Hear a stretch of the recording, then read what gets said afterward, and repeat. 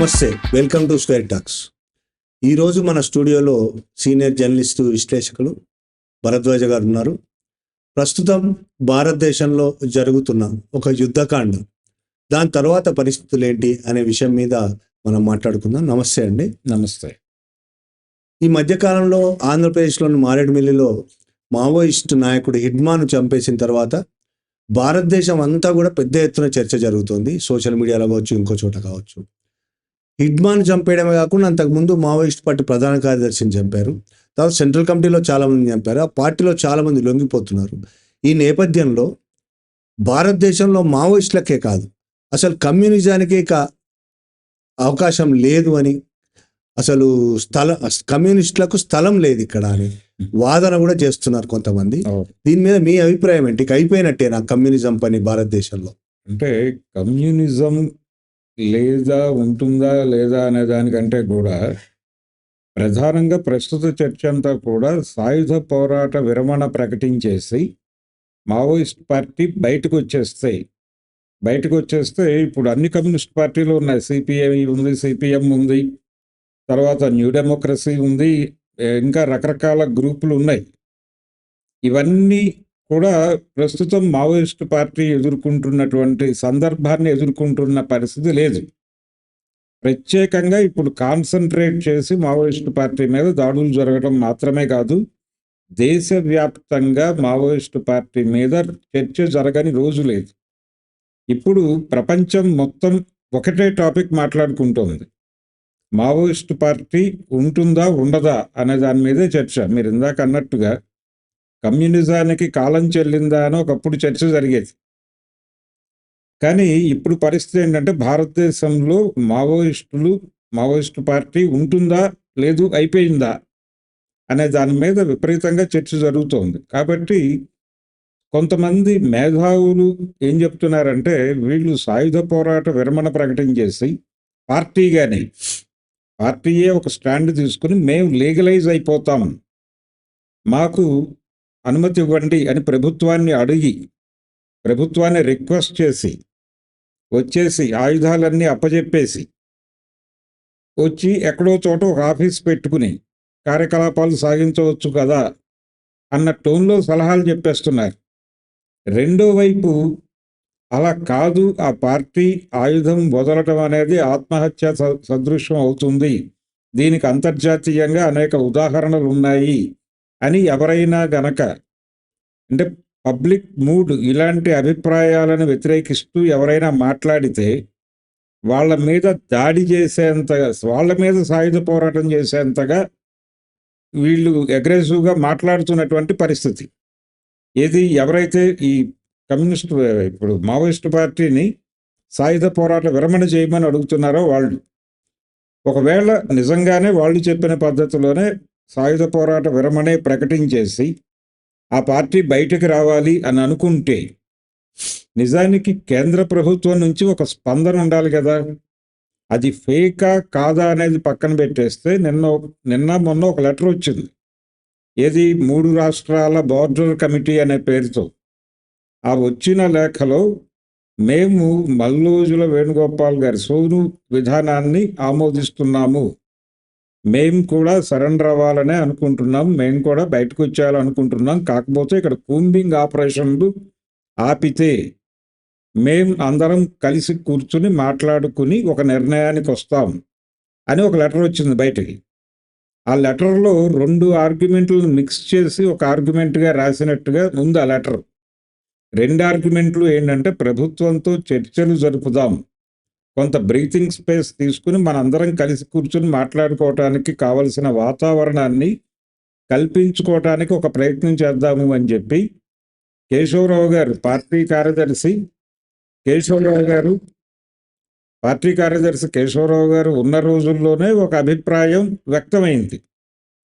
దాన్ని కూడా ఇందులో మిక్స్ చేస్తూ సోను అభిప్రాయాలతో మేము ఏకీభవిస్తున్నాము, ఆయుధాలు విడనాడి బయటకు రావడానికి అభ్యంతరాలు లేవు అని ప్రకటించారు. ఆ అభిప్రాయానికి ఈ అభిప్రాయానికి చాలా తేడా ఉంది. నిజంగానే వాళ్ళు సోను బాటలో ప్రయాణించదలుచుకుంటే ఆయన ఓపెన్గా ఒక వీడియో రిలీజ్ చేసి తన ఫోన్ నెంబర్ కూడా ఇచ్చాడు. ఇది కాంటాక్ట్ అడ్రస్, ఈ నెంబర్కి ఫోన్ చేయండి, మీకు సేఫ్ ప్యాసేజీ ఏర్పాటు చేయటం ఆ వ్యవహారాలని నేను చూసుకుంటా, మీరు హ్యాపీగా వచ్చేసి సరెండర్ అయిపోవచ్చు అని ప్రకటించున్నాడు. అక్కడ ఆ మార్గంలో వెళ్ళిపోవచ్చు వాళ్ళు. మేము కూర్చుని మాట్లాడుకోవాలి అనేటువంటి ఆర్గ్యుమెంట్ని దీన్ని కలిపి ఒక ప్రకటన ఇచ్చారు. ఇది ఆ కండిషన్. అంటే దాని మీద డిప్యూటీ సీఎం కూడా దాన్ని వ్యతిరేకించాడు, మేము వాళ్ళ ఛాన్సే ఇవ్వమని. అదే కాదు ఇక్కడ విచిత్రమైన పరిస్థితి ఏంటంటే దాని మీద స్పందన లేదు. కేంద్ర ప్రభుత్వం నుంచి స్పందన లేదు, ఒక గొడవ. రెండోది, స్పందించినటువంటి హోంమంత్రి కూడా చాలా లిమిటేషన్స్ మధ్య స్పందించాడు. చాలా లిమిటేషన్స్ మధ్య. అంటే ఏ రాష్ట్ర ప్రభుత్వానికి చెందినటువంటి హోంమంత్రులు కూడా చొరవగా ఒక నిర్ణయం తీసుకునే కండిషన్లు లేరు అనేది మనకు అర్థమవుతుంది. ఆంధ్రప్రదేశ్ హోంమంత్రిని హిడ్మా గురించి అడిగితే ఆవిడ నాకు ఏమాత్రమూ తెలియదు అని మాట్లాడే పరిస్థితి. ఎవరు అడిగే ప్రయత్నం కూడా అందుకే చేయలే. రెండోది, తెలంగాణలో ఉన్నటువంటి హోంమంత్రి గారి దగ్గరికి వెళ్ళి ఎవరైనా మాట్లాడినా నాకు ఏ విషయం ఇక్కడ తెలియదు, హోంమంత్రి ప్రత్యేకంగా లేడు కూడా. లేడు కూడా.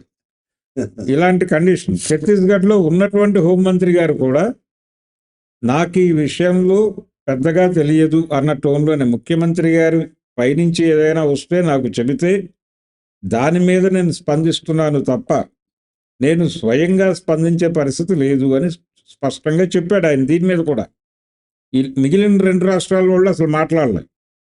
మహారాష్ట్ర హోంమంత్రి మాట్లాడాల్సి ఉంది, మధ్యప్రదేశ్ హోంమంత్రి మాట్లాడాల్సి ఉంది, వాళ్ళిద్దరూ మాట్లాడలేదు. కేంద్ర హోంశాఖ అసలు నిమ్మకు నీరెత్తినట్టు ఉంది. వాళ్ళ దగ్గర నుంచి ఎటువంటి స్పందనలు లేవు ఏ ప్రకటనకి. ఇటువంటి కండిషన్లో ఏ స్పందన లేని పరిస్థితుల్లో ఏ ఆధారం తీసుకుని వాళ్ళు అడగాలి అంటే ప్రభుత్వాన్ని దేబిరించాలా, అయ్యా మేము బయటకు వచ్చేస్తాము మమ్మల్ని బతకనిస్తారా అని అడగాలా? అంటే ఉన్న పరిస్థితుల్లో మీరు దెబ్బలు తింటున్నారు కాబట్టి అడుక్కోవాల్సే ఉంటుంది, ప్రాధేయపడాల్సే ఉంటుంది అన్నదాకా వెళ్ళిపోతున్నారు ఈ మేధావులు. ఒకవేళ అదే నిజం అనుకుంటే, ఒకవేళ బయటకు వచ్చేసి వాళ్ళు విడిగా ఒక ఆఫీస్ పెట్టుకున్నారు అనే నెరేటివ్ని నమ్మితే ఇక్కడ ఉన్నటువంటి కమ్యూనిస్ట్ పార్టీలు ఏం ఆలోచిస్తున్నాయి అనేది చూడాలి. ఇప్పుడు ఆల్రెడీ ఉనికిలో ఉండి వీళ్ళు చెప్తున్నటువంటి సేఫ్ జోన్లో ఉన్నారు, అంటే రాజ్యం యాక్సెప్ట్ చేసినటువంటి ఏరియాలో ఉన్నాయి ఈ కమ్యూనిస్ట్ పార్టీలు, వీటి ఆచరణలు అని అంటున్నటువంటి పార్టీల మనోగతం ఎలా ఉంది అనేది ఒక్కసారి లోపలికి వెళ్తే వాళ్ళు కూడా విపరీతమైన స్ట్రెస్తో ఉన్నారు అనేది అర్థమవుతోంది. అంటే మావోయిస్టుల మీద జరుగుతున్నటువంటి దాడులకి వాళ్ళు రియాక్ట్ అవుతున్నారు. రియాక్ట్ అవటం మాత్రమే కాదు, ఒక చోటకి చేరడానికి ప్రయత్నం చేస్తున్నారు, ఒక ఐక్య సంఘటనగా ఏర్పడటానికి ప్రయత్నం చేస్తున్నారు. తరచూ రౌండ్ టేబుల్ సమావేశాలు పెడుతున్నారు. ఎందుకు పెడుతున్నారు అంటే అన్ని చోట్ల పెడుతున్నారు. వాళ్ళ నిర్మాణాలు ఎక్కడెక్కడ ఉంటే ప్రతి జిల్లాల్లోనూ పెట్టేస్తున్నారు. అలాగే వాళ్ళ ఆ ఏపీ స్టేట్ కమిటీ పెట్టింది, ఇక్కడ తెలంగాణ కమిటీ పెట్టింది. సిపిఐకి సంబంధించి కొంత దూరంగా ఉండేటువంటి సిపిఎం కూడా చొరవగా వస్తోంది, మాట్లాడుతోంది. ఎందుకు ఈ పరిస్థితి ఉంది అనేది వాళ్ళ మనోగతాల్లోకి వెడితే అక్కడ కూడా ఇది టెర్రర్ క్రియేట్ చేస్తోంది, అంటే ఒక ఆందోళన క్రియేట్ చేస్తోంది అనేది అర్థమవుతోంది.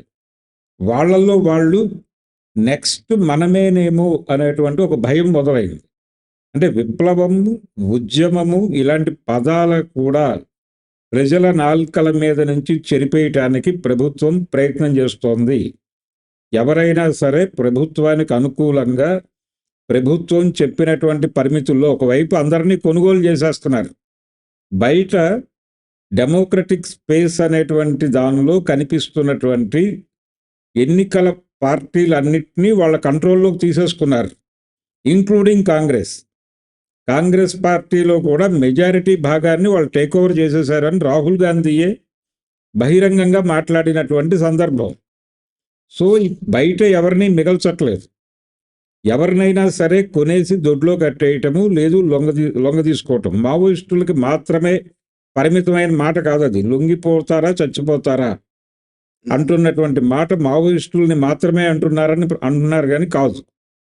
మొత్తం కాంగ్రెస్ పార్టీ రాహుల్ గాంధీ దగ్గర నుంచి మొదలు పెడితే ఇప్పుడు మావోయిస్టు పార్టీ కార్యదర్శిగా ప్రచారంలో ఉన్నటువంటి దేవ్జీ వరకు ఈ మధ్యలో ఉన్నటువంటి అన్ని సెక్షన్స్కి లొంగిపోతారా చచ్చిపోతారా అనేటువంటి నినాదం వర్తించి తీరుతుంది అని కేంద్ర ప్రభుత్వం వ్యవహరిస్తోంది. అంటే పొలిటికల్ పార్టీలు సరెండర్ అయిపోయి వాళ్ళ దొడ్లోనే ఉండాలి, విప్లవ పార్టీలు, కమ్యూనిస్ట్ పార్టీలు ఇన్ టోటల్ వాళ్ళ కాంపౌండ్, వాళ్ళ కనుసన్నల్లో వాళ్ళు చెప్పిన లిమిటేషన్స్లో ఉండకపోతే ఏం చేయటానికైనా సిద్ధమే. ఎటువంటి నిరసనలు, ఉద్యమాలు, ప్రశ్న అనేది బతకూడదు, ప్రశ్నించటం అనేది ఆల్టర్నేటివ్ వాయిస్ అనేది ఉండకూడదు అన్న పద్ధతిలో జరుగుతున్న దానిలో వాళ్ళు ఫస్ట్ టిక్ పెట్టుకుంది మావోయిస్ట్ పార్టీ మీద. అది నడుస్తోంది అనే విషయం అందరికీ అర్థమవుతోంది. వాట్ నెక్స్ట్ అనేది, నెక్స్ట్ మనమే ఉన్నామా లిస్టులో, ఇంకెవరైనా ఉన్నారా అనేటువంటి ఆందోళనలు మొత్తం ఇప్పుడు వీళ్ళు చెప్తూ బయట హాయిగా ఉంటున్నారు, ప్రశాంతంగా వాళ్ళ పని వాళ్ళు చేసుకుంటున్నారు కదా, ప్రభుత్వాలు ఎలో చేస్తున్నాయి కదా అని మాట్లాడుతున్నటువంటి అన్ని కమ్యూనిస్ట్ పార్టీల మనోగతాలలోనూ ఈ ఆందోళన, ఆవేదన విపరీతంగా ఉంది. అందుకని వాళ్ళు విపరీతంగా స్పందిస్తున్నారు దీనికి. మావోయిస్టు పార్టీ మీద జరుగుతున్న నిర్బంధకాండ గురించి గతంలో గొంతు పెగలని వాళ్ళు కూడా ఇప్పుడు మాట్లాడుతున్నారు. మాట్లాడటానికి కారణం బయట ఉన్నటువంటి భౌతిక పరిస్థితులు బాగా లేవు అనే విషయం వాళ్ళకి అర్థం అవటం వలన, ఏదో మేరకు ఆచరణలో ఉండటం వలన వాళ్ళకి అర్థమవుతుంది. భూమి మీద నిలబడి ఉండటం వలన భూమి కింద జరుగుతున్నటువంటి ప్రకంపనలు వాళ్ళకి అర్థమవుతున్నాయి.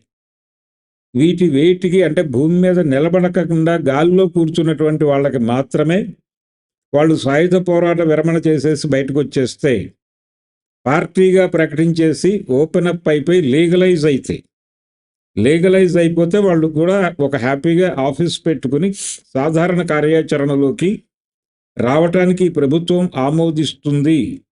అలా ఉండటం ద్వారా వాళ్ళు ప్రాణాలని కాపాడుకోవచ్చు అనేటువంటి ఆర్గ్యుమెంట్ చేస్తున్న వాళ్ళకి ఈ భూమి మీద నిలబడి ఇక్కడ ప్రకంపనలు విననటువంటి అనుభవ రాహిత్యమే కనిపిస్తోంది. 3 ఊరేగింపులు 6 ధర్నాలుగా వరదిల్లొచ్చని వాళ్ళు అనుకుంటున్నారు. ఆ ధర్నాలు, రాస్తారోకోలు చేసే పరిస్థితి కూడా లేదు అనేది వీళ్ళకి అర్థమవుతోంది. పనిచేస్తున్నటువంటి కమ్యూనిస్ట్ పార్టీలకు అర్థమవుతోంది. ఆ పార్టీల మనోగతాలు తరచి చూస్తే కనిపిస్తోంది ఓపెన్గా. ఎందుకు వాళ్ళు దీన్ని సీరియస్గా పట్టించుకుంటున్నారు అంటే వచ్చే ఎన్నికలు, రేపు రాబోయే ఎన్నికలు కీలకం. వచ్చే ఎన్నికలలో 29 ఎన్నికలలో గనక ఇదే కూటమి తిరిగి గెలిస్తే ఎన్డీఏ, ఆ తర్వాత ఎవరము మిగలము, ఉన్నటువంటి టైం చాలా తక్కువ ఉంది.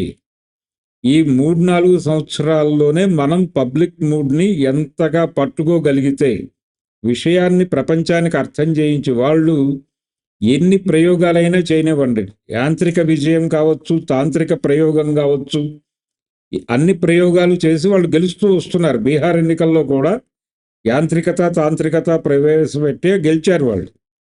కానీ ఇవి ఎన్ని చేసినా మనం సీరియస్గా కనీసం పోలింగ్ అయినా పటిష్టంగా పట్టుకుని ఏదో పద్ధతిలో రేపు రాబోయేటువంటి 29 ఎన్నికల్లో ఎన్డీఏ కూటమిని తిరిగి అధికారంలోకి రాకుండా చేయగలిగినప్పుడు మాత్రమే ఊపిరి పీల్చుకోగలిగే పరిస్థితి అయినా ఉంటుంది అని అన్ని కమ్యూనిస్టు పార్టీలు చాలా కాన్షియస్గా రోజువారీ మీటింగులు పెట్టుకుని మరీ ఆలోచిస్తున్నటువంటి పరిస్థితి. ఆ లెవెల్ భయాందోళనని ప్రతి కమ్యూనిస్టు శిబిరంలోనూ నింపేశారు వాళ్ళు. వాట్ నెక్స్ట్ మనమే కావచ్చు, ప్రిపేర్డ్గా ఉండండి అని సిపిఐ తన క్యాడర్కి చెప్తోంది, సిపిఎం తన క్యాడర్కి చెప్తోంది, ప్రతి ఎంఎల్ గ్రూపు తన క్యాడర్కి చెప్పుకుంటోంది, జాగ్రత్త, ఒళ్ళు దగ్గర పెట్టుకుని జాగ్రత్తగా ఉండండి, మనం ఒక పెద్ద పెను ప్రమాదాన్ని ఎదుర్కోబోతున్నాం, ప్రతి ఒక్కళ్ళము దాన్ని ప్రతిఘటించడానికి ఏం చేయాలి అనే దాని మీద కార్యాచరణలో ఉండి తీరాలి అని చాలా కాన్షియస్గా ఉండి మేలుకొలిపి, శక్తుల్ని మేలుకొలిపి రోడ్డు మీదకు తీసుకొస్తున్నారు. తీసుకొచ్చి కాదంటే గనక తిరుగుబాటు చేయడానికి కూడా సిద్ధపడాలి అన్న లెవెల్లో మాట్లాడుతున్నారు. గతంలో ఎన్నడూ చూడలేదు ఈ పరిస్థితి. ఇది కాంగ్రెస్ పార్టీలో కూడా కనిపిస్తోంది. వాళ్ళ అధికారంలో ఉన్న ప్రదేశంలో కూడా ముఖ్యమంత్రి గారు ఒకలా మాట్లాడితే ఆ పార్టీకి సంబంధించినటువంటి పార్టీ వ్యవహారాలు చూస్తున్నటువంటి పిసిసి బాధ్యతలు చూస్తున్నటువంటి నాయకులు భయంగానే మాట్లాడుతున్నారు.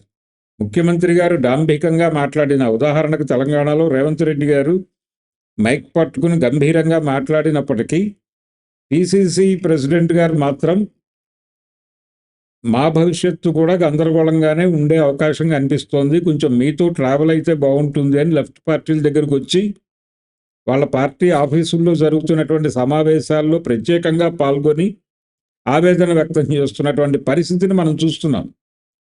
ఇటువంటి కండిషన్ ఉంది. అందుకని ఇప్పుడు జరగవలసింది ఏమిటి? ఒక విస్తృతమైనటువంటి ఈ ప్రమాదాన్ని నేరుగా ఫేస్ చేస్తున్నటువంటి అన్ని సమూహాలని ఒక చోటకి చేర్చి ఒక విశాల ఐక్యవేదికను నిర్మించి ఆ విశాల ఐక్యవేదిక నినాదంగా వచ్చే ఎన్నికలలో ఎట్టి పరిస్థితుల్లోనూ ఈ కూటమి అధికారంలోకి రాకుండా చేయగలిగితే మనం కనీసం ఒక బ్రీతింగ్ స్పేస్ పొంది వాట్ నెక్స్ట్ అనేది ఆలోచించుకోవటానికి ఒక అవకాశం దొరుకుతుంది. ఇప్పుడు మీరు చెప్తున్నట్టు ఈ ఎజెండా బీజేపీ ఎజెండానా, అదానీ అంబానీ లాంటి వాళ్ళ ఎజెండానా? ఏదండి అణచివేయడం, మొత్తం అందరినీ నాశనం చేసే ఎజెండా. అంటే అందరినీ నాశనం చేయటం అంటే ప్రశ్నించకూడదు, ప్రశ్న అనేదాన్ని చంపేయాలి. ఇది ప్రోగ్రాం. ఈ ప్రోగ్రామ్ అనేది కార్పొరేట్ల ఎజెండా. కార్పొరేట్లకు వీళ్ళు అష్యూరెన్స్ ఇచ్చినటువంటి ఎజెండా. ఇది అమలు చేసి తీరాలి. ఇప్పుడు వందలాది ఎంఓయూలు చేసుకుంటున్నారు, రకరకాల కంపెనీలతో ఎంఓయూలు చేసుకుంటున్నారు. 1000 ఎంఓయూలు చేసుకుంటే అందులో 20 మాత్రమే ప్రాక్టికల్ దీనిలోకి వస్తున్నాయి. ఆ విషయం చాలామంది చార్టర్డ్ అకౌంటెంట్లు మాట్లాడుతున్నారు. విజయసాయి రెడ్డి కూడా మాట్లాడాడు నిన్నో మొన్నో. కాబట్టి ఈ ఎంఓయూలు కుదుర్చుకున్నటువంటి కంపెనీలు, కార్పొరేట్లు అడుగుతున్నటువంటి షరతుల్లో ప్రధాన షరతు, మేము అక్కడ జరిపేటువంటి యాక్టివిటీకి నిరసన జరిగితే మీరు ప్రజల నుంచి భూములు లాక్కుని మాకు ఇస్తారు, ఓకే. మేము తీసుకుని అక్కడ పని మొదలుపెట్టిన తర్వాత అక్కడ ఎవరో వచ్చి మమ్మల్ని బెదిరించరని గ్యారంటీ ఏమిటి? మీరు ఎలా చేస్తారు? ఇక్కడ లోకల్స్కే ఇవ్వాలి అని ఎవరో ఒక కార్మిక సంఘమో మరొకళ్ళు వచ్చి గొడవ చేస్తే ఏమిటి పరిస్థితి? ఇలా నిరసనలు ఇవి లేకుండా చదును చేస్తారా? ఆ చదును చేయటం జరిగిందా లేదా మాకు ఒక అష్యూరెన్స్ ఇవ్వండి అన్న పద్ధతిలో వాళ్ళు అడుగుతున్నారు.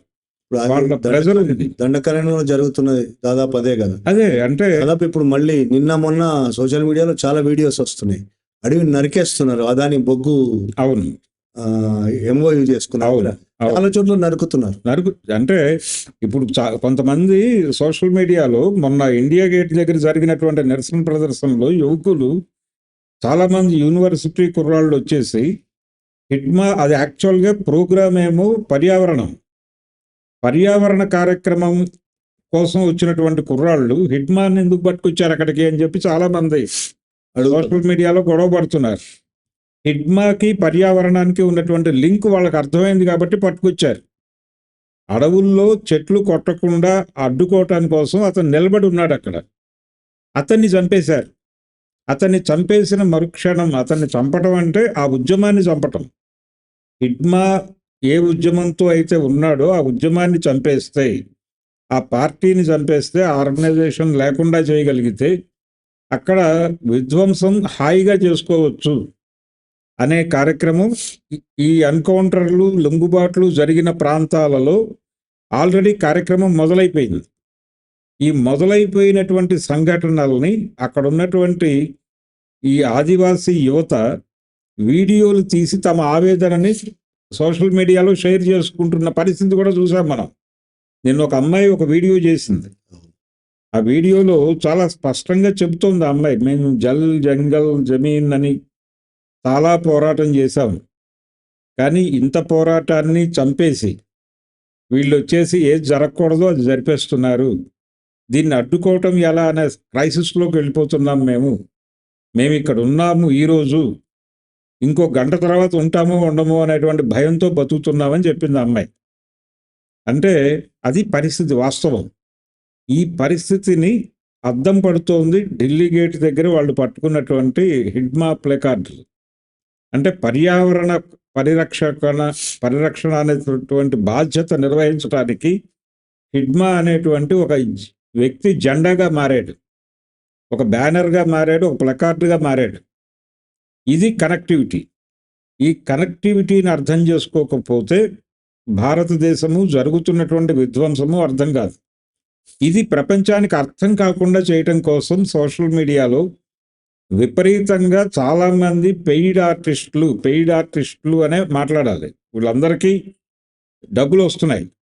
అందుకని చాలామంది కాషాయ ముసుగు వేసుకున్నటువంటి జర్నలిస్టులు రంగం ప్రవేశం చేసి విపరీతంగా విషం నింపేటువంటి ప్రయత్నం చేస్తున్నారు. ఆదివాసీలకు అభివృద్ధి అక్కర్లేదా, ఆదివాసీలు అభివృద్ధి చెందకుండా వీళ్ళు అడ్డం పడుతున్నారు అని లక్ష్మీనారాయణ లాంటి మాజీ సిబిఐ ఆఫీసర్లు కూడా పెద్ద ఎత్తున మాట్లాడుతున్నారు. రోజుకి కనీసం 7-8 ఛానల్స్లో మాట్లాడుతున్నాడు ఆయన, అది డ్యూటీగా స్వీకరించి. అందులో ప్రధానంగా ఆయన ప్రశ్నిస్తున్నది ఏంటంటే, పోలీసుల్ని చంపేస్తున్న వాళ్ళని వెనకేసుకొస్తున్నారు, ఒక నిషేధిత పార్టీని వెనకేసుకొస్తున్నారు. అలాగే ఆదివాసీలకు అభివృద్ధి వద్దా, అక్కడ రోడ్లు వేస్తే కాదంటారు వీళ్ళు, పరిశ్రమలు పెడితే వద్దంటారు. ఇలాగైతే ఎప్పుడు డెవలప్ అవుతారు వాళ్ళు? అభివృద్ధి అనేటువంటి దానికి వాళ్ళు చెప్తున్న నమూనా ఏమిటి? పెట్టుబడులు తీసుకురావటం, కార్పొరేట్లను తీసుకురావటం, ఇది మాత్రమే అభివృద్ధి అని చెప్తున్నారు. దీన్ని కాదన్న ప్రతి ఒక్కడు అభివృద్ధి వ్యతిరేకే, వాడిని చంపేయటానికి ఒక కారణంగా దాన్ని చూపించేటువంటి పరిస్థితి. అంటే ఈ అభివృద్ధి అనేటువంటి నమూనాలో ఎక్కడా కూడా వీళ్ళ అభివృద్ధి ఉంది, రాజకీయ నాయకుల అభివృద్ధి ఉంది, కార్పొరేట్ల అభివృద్ధి ఉంది, కానీ ప్రజల అభివృద్ధి అక్కడ భూతద్దం వేసుకుని చూసినా కనిపించని పరిస్థితి.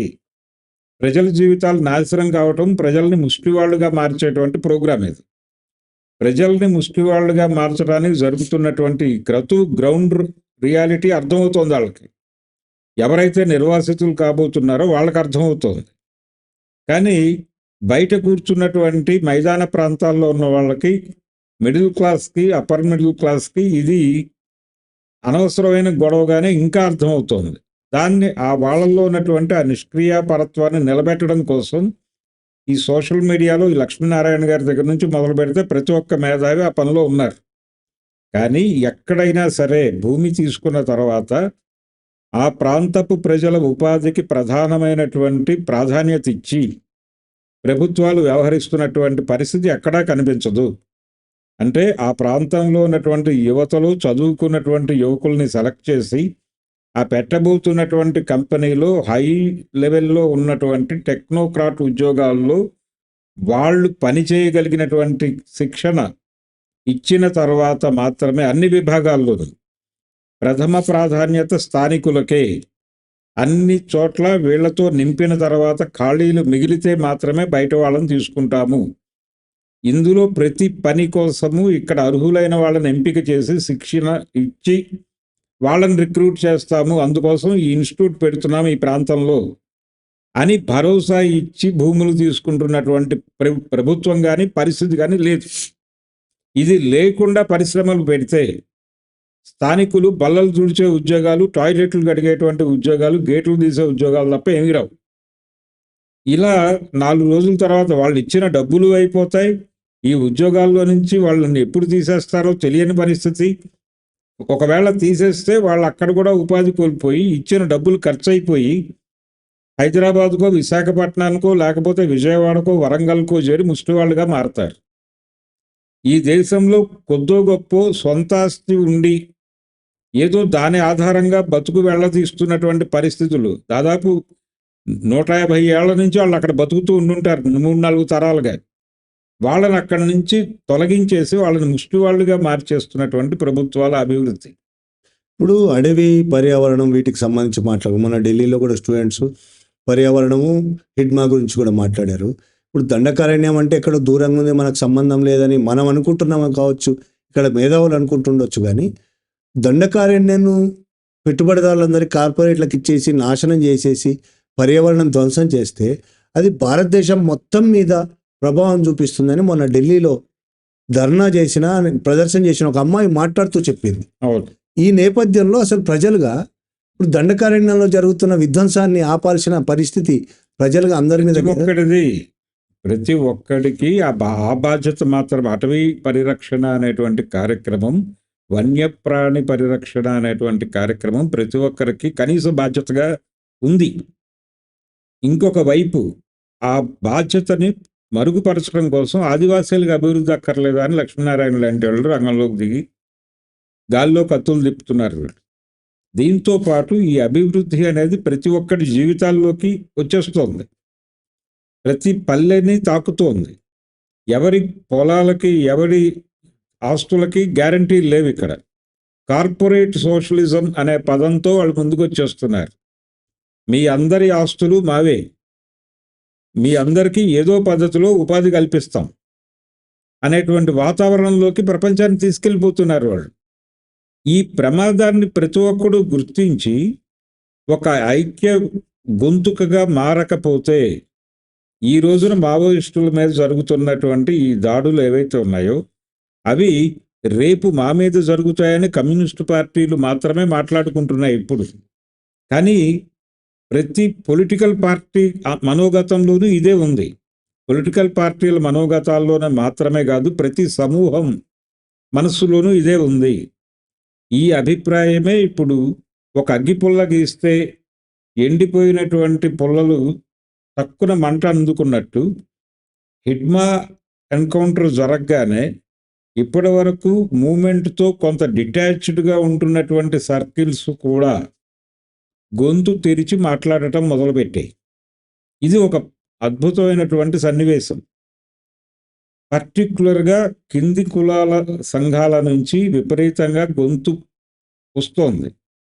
ఈ వాతావరణాన్ని ఎలా ఆర్గనైజ్ చేసి ముందుకు నడపాలి అనేది, ఆ ఛాలెంజ్ని స్వీకరించేటువంటి పరిస్థితిలోకి తమను తాము మలుచుకోవడం అనేది కమ్యూనిస్ట్ పార్టీల ముందున్న కర్తవ్యం. అది గనక చేసి ఒక విస్తృత ఐక్య సంఘటన నిర్మించి, మీరన్నట్టుగా ఈ జరుగుతున్న విధ్వంసం ప్రతి ఒక్కడి జీవితాన్ని ఎఫెక్ట్ చేస్తుంది, ఇది ఇంటింటి సమస్య కాబట్టి ప్రతి ఒక్కడు రోడ్డు మీదకి వచ్చి దీన్ని అడ్డుకోవాలి అనేది జనం మనసుల్లోకి తీసుకెళ్ళి ఆర్గనైజ్ చేయాల్సినటువంటి బాధ్యత ఉంది. అది గనక ఇప్పుడు గనక ఈ పని చేయకపోతే చరిత్రలో ఇంతకంటే సందర్భము రాదు, ఇంతకంటే కదలటానికి మాట్లాడటానికి ఒక గొంతు పెగల్చాల్సినటువంటి సందర్భం మరొకసారి వస్తుందనే గ్యారంటీ కూడా లేదు. కాబట్టి ఒక చారిత్రక సందర్భంలో మనం ఉన్నాం. ఈ చారిత్రక సందర్భంలో మాట్లాడకపోవటం కంటే మహాపాపం ఇంకోటి ఉండదు. థ్యాంక్ యూ అండి. థ్యాంక్ యూ భరద్వాజ గారు. Thank you very much. Thank you.